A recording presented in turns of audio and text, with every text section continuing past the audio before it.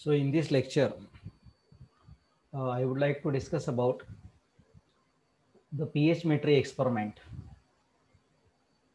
The aim of the experiment is to determine pK values of phosphoric acid by potentiometric titration with sodium hydroxide using glass electrode to determine pK values of phosphoric acid by potentiometric titration, or it is also pH metric titration, because we are using the pH meter here.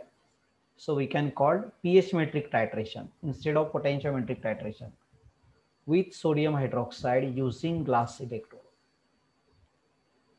So what is the pK value of a phosphoric acid? pK value means it is a dissociation constant value of the phosphoric acid. And in this experiment, we are going to determine the dissociation constant of the phosphoric acid.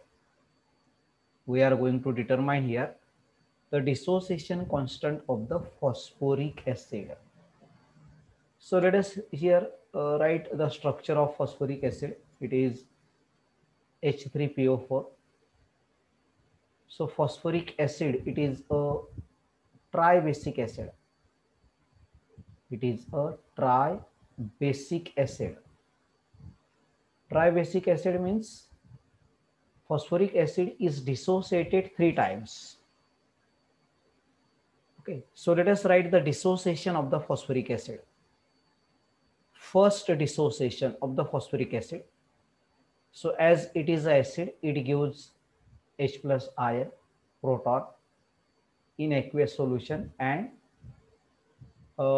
this ion H2PO4 ion. Okay. Then this is the first stage. So we can write here the dissociation constant, that is Ka1. It is equal to concentration of hydrogen ion multiplied by concentration of this dihydrogen phosphate ion divided by concentration of the phosphoric acid. Okay. Now second dissociation of the phosphoric acid, it is H2PO4 minus. Then it is dissociated as H plus ion and HPO4 2 minus ion by HPO4 2 minus ion, hydrogen phosphate ion. So this is the second dissociation. So we can write here Ka2, second dissociation constant we are getting here, second time of dissociation. So it is concentration of hydrogen ion into concentration of HPO4 2 minus ion. It is divided by concentration of this H2PO4 minus. And the third way of the dissociation of the phosphoric acid, it is, so this ion get dissociated as hydrogen ions and PO4 3 minus ion, phosphate ion. So this is third time dissociation. So Ka3, it is equal to concentration of the hydrogen ion into concentration of the phosphate ion. It is divided by concentration of HPO4 2 minus ion, HPO4 2 minus ion. So as phosphoric acid is dissociated 3 times, hence it is tribasic acid. Now it is having 3 dissociation constant, that is 3 pK1 values. It is having pK1, then it is pK2, and it is pK3. 3 dissociation constant values. Therefore, how we can determine pK1 value? pK1 it is equal to minus log to the base 10 Ka1, first dissociation constant. Then pK2, it is equal to minus log to the base 10 Ka2, second dissociation constant value, and pK3, it is equal to minus log to the base 10 the third dissociation constant value, that is Ka3. So in this way we can determine the three values: pK1 for first this dissociation, pK2 for this second dissociation, and pK3 for this third dissociation. So in this experiment we are going to determine the pKa values of the phosphoric acid. As it is dissociated 3 times, it releases the proton 3 times. Okay, so therefore we can write in one stage the dissociation of the phosphoric acid will be like this. It will give 3 hydrogen ions and 1 phosphate 3 minus ions. Okay, so how to perform this experiment now? Let us see.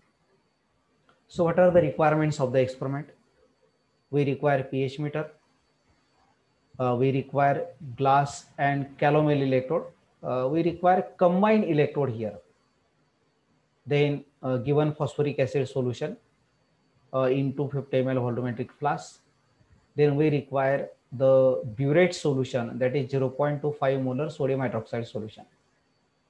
We also require calcium chloride solid, buffer solution for the standardization of the pH meter, that is at pH equal to 4.0 and pH equal to 9.2. So these are the requirements for the experiment. So in this experiment, we are going to determine the pK values of phosphoric acid. And phosphoric acid, it is having 3 pKa values, that is pK1, pK2 and pK3. So by performing the pH metric titration with sodium hydroxide, by measuring the pH of the solution, then we can determine the pKa values of the phosphoric acid. Let us see the procedure. So first of all, as usual, we have to standardize the pH meter with the help of the buffer solution. Okay, the buffer solution supplied pH 4.0, it is given. The buffer solution of pH 9.2, it is also given. Then dilute the given phosphoric acid solution to 50 ml. In a 50 ml dilution flask, you are given a phosphoric acid solution. Then in a beaker, you have to take 50 ml of that diluted solution in a clean beaker. And in that clean beaker, we have to dip, or we have to immerse the combined glass electrode. And we have to measure the pH of the solution. Okay, diagrammatically, I would like to show this. Okay, so first of all, the supplied phosphoric acid solution, we have to dilute in a 250 ml dilution flask. From that 250 ml dilution flask, we have to take 50 ml of that phosphoric acid solution. 50 ml of that phosphoric acid solution. Okay. Before taking directly the phosphoric acid solution, first of all, we have to standardize the pH meter. Okay. So pH meter can be standardized by taking the buffer solution of pH equal to 4.0. pH equal to 4.0. So in a beaker, we have to take that solution here. Then we adjust the pH here 4.0 in the display. Okay, by moving this asymmetric or slope. This is a degree. This represents the temperature here. Generally, at room temperature, we are measuring the pH of the solution, and room temperature, it is generally 25 degrees centigrade. So the digital display shows the pH of the solution. Okay, so first of all, we have to standardize the pH meter using buffer solution, pH equal to 4.0 or pH equal to 9.2. Okay. So the two separate buffer solutions are supplied, and with the help of that two buffer solutions, pH 4.0 and pH 9.2, this instrument shows that pH value. It means that the instrument, it is in the standard condition, calibrated condition. After the standardization of the pH meter, then in another beaker, we have to take 50 ml of diluted phosphoric acid solution. Diluted phosphoric acid, that is H3PO4 solution. Okay. Then in that diluted phosphoric acid solution, we have to dip this glass electrode. So this is a glass electrode. Okay. This is a glass electrode, combined glass electrode. And connect the glass electrode on the back side. There is a socket is given here on the back side. And in that socket, we have to fit this knob of the glass electrode. Then record the pH, which is onto the digital display. So as we know that phosphoric acid, it is dissociated 3 times. So initial pH of the phosphoric acid, suppose pH of the solution without addition of NaOH from the burette, pH of the phosphoric acid, suppose it is around 2.10. We are getting this reading, pH equal to 2.10. Constant pH we are getting here. What is that reading? 2.10. Now we keep here ready the burette, which is filled by the NaOH solution. Okay, the burette which is filled by the NaOH solution here. Okay, so take the burette here near to this electrode.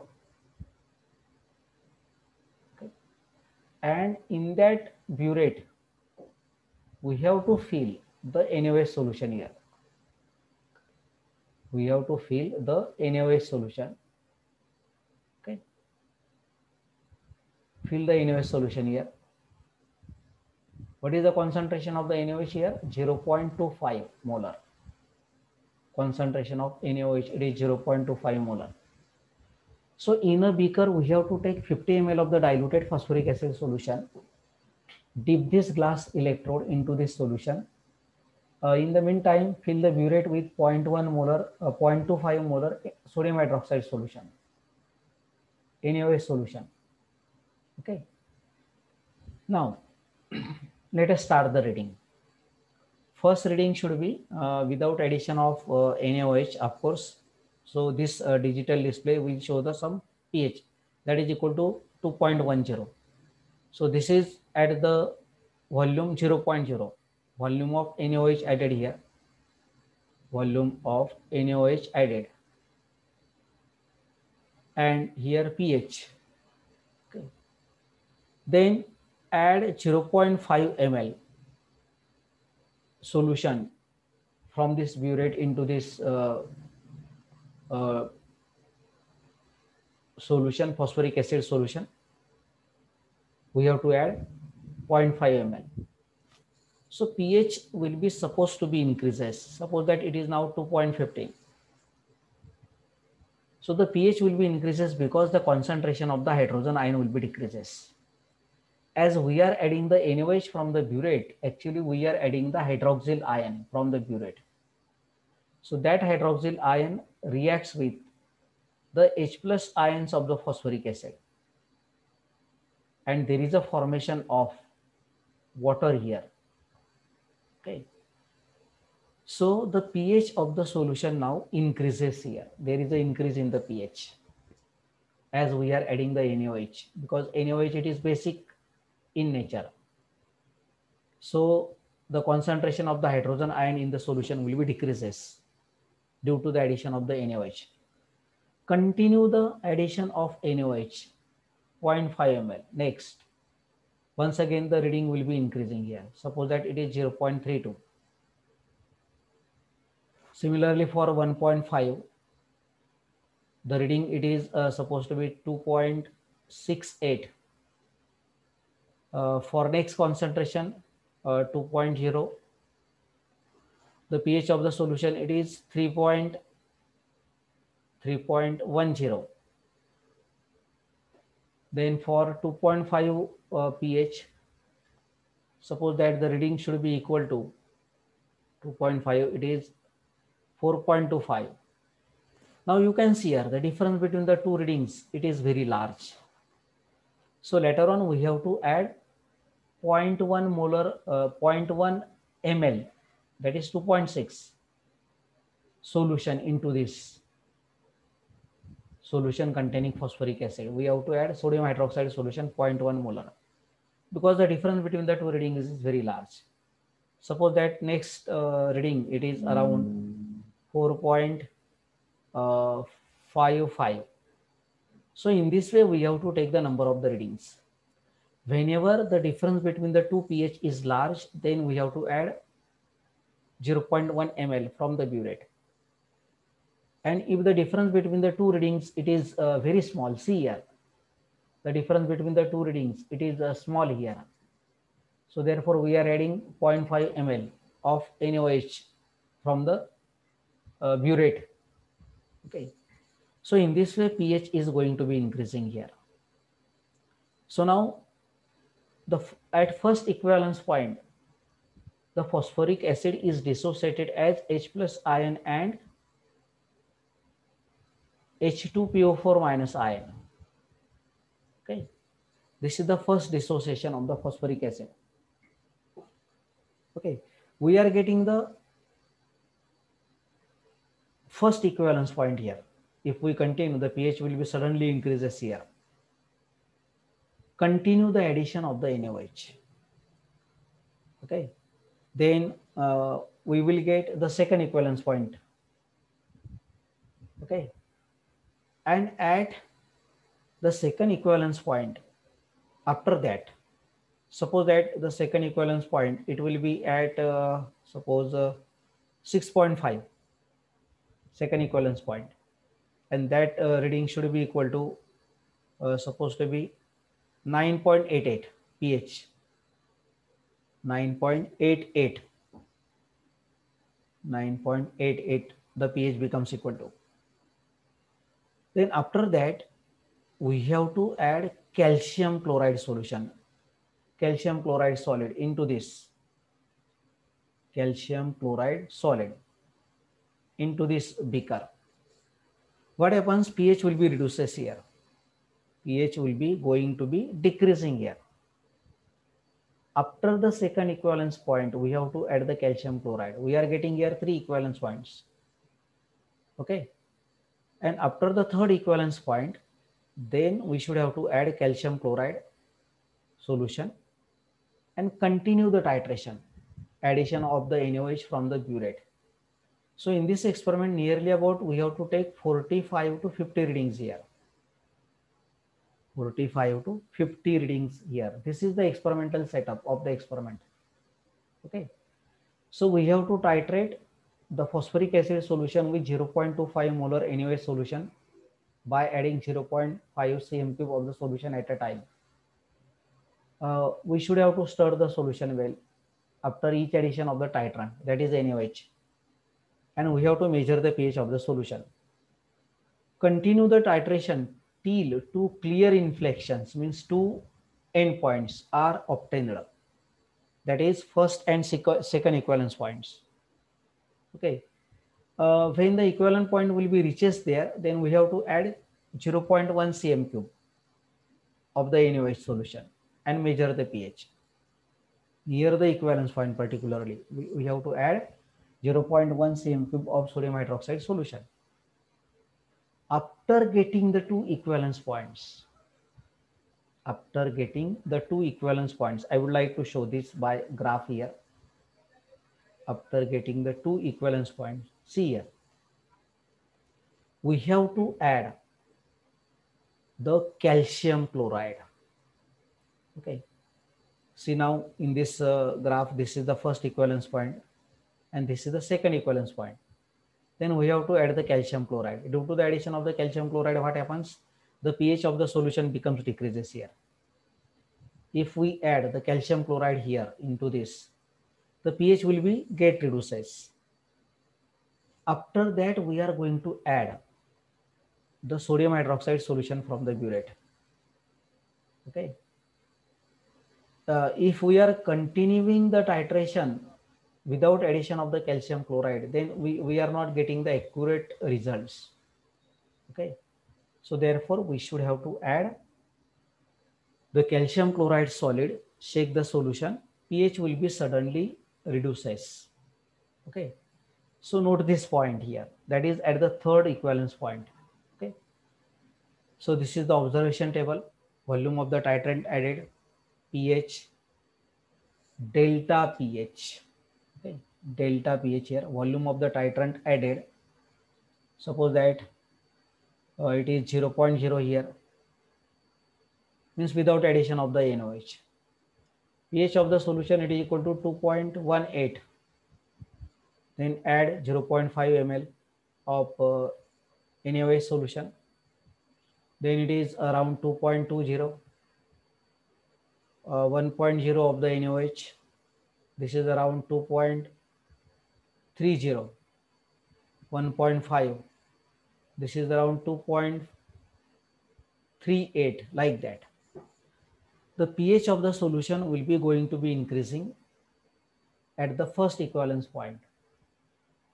After getting the first equivalence point, we have to perform the titration once again and adding the NaOH from the burette solution. So in this way, we are getting the three equivalence points. I would like to show that three equivalence points here. See, when we plot the graph of delta pH upon delta V, graph of delta pH, this is delta pH, not delta E. Graph of delta pH upon delta E. Okay, see here, delta pH, delta pH, okay, delta pH upon delta V. So we are getting the three equivalence point here. You can see delta pH upon delta V versus volume of the NaOH added. So this is first equivalence point. This is second equivalence point, you can see here. And this is third equivalence point. So first equivalence point will be at 4.5. Second equivalence point will be at 9.1. After the second equivalence point, we are adding the calcium chloride. So at third equivalence point, it is around 13.7 here. So from this graph, we can determine exactly the equivalence point. Okay, equivalence point. First equivalence points means first time dissociation, second equivalence point, second time dissociation, and third equivalence point, third time dissociation. So this graph gives us idea about the exact equivalence point. Three equivalence points we are getting. Okay, the equivalence points are also distinct, you can see here. So by plotting such graph, delta pH upon delta V versus volume of NaOH added, we are getting the three equivalence point here. Okay, then we have to plot the second graph also. You can see it is very simple, pH versus volume of NaOH added. Okay, this graph is very important one, because with the help of this graph we can determine the pK1, pK2 and pK3 values. As we know that phosphoric acid, it is dissociated 3 times. So we are getting the 3 dissociation constant values, that is pK1, pK2 plus pK3.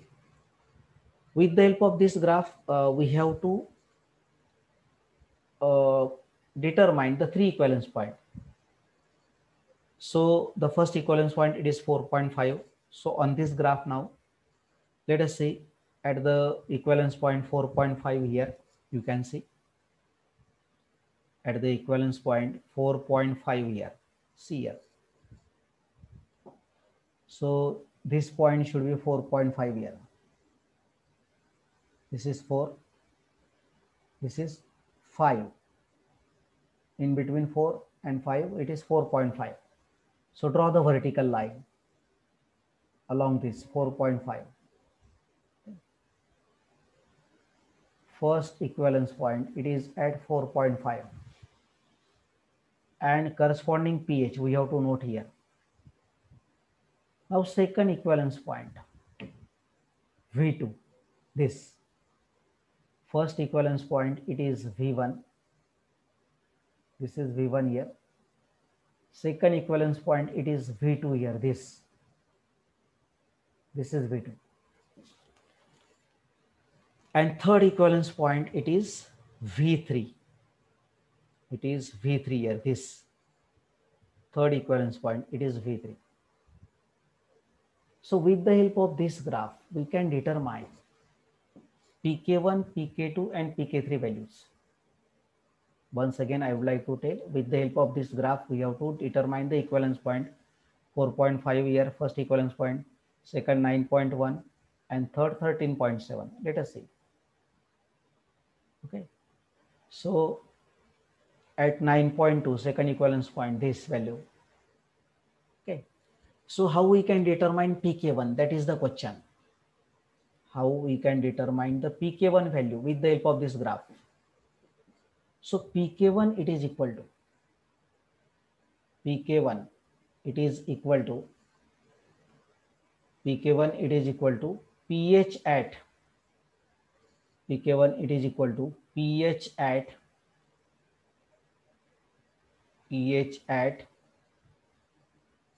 volume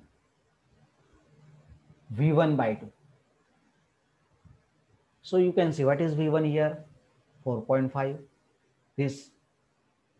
So V1 by 2, it is equal to pH at volume V1 by 2. V1 it is 4.5.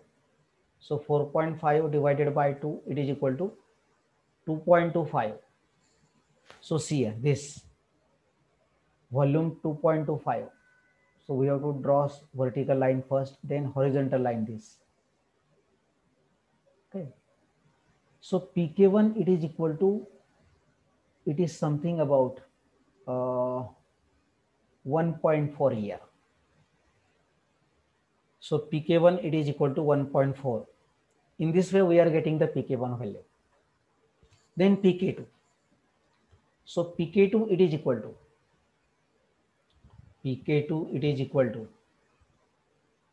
pH at V2 minus V1 divided by 2. V2 minus V1 divided by 2 plus V2 here. See what is V2 here, 9.2 minus 4.5. You can see here 9.2 minus 4.5. So this becomes equal to 4.7. So you can see here 4.7. Okay. 9.2 minus 4.5. It is 4.7 here. Okay.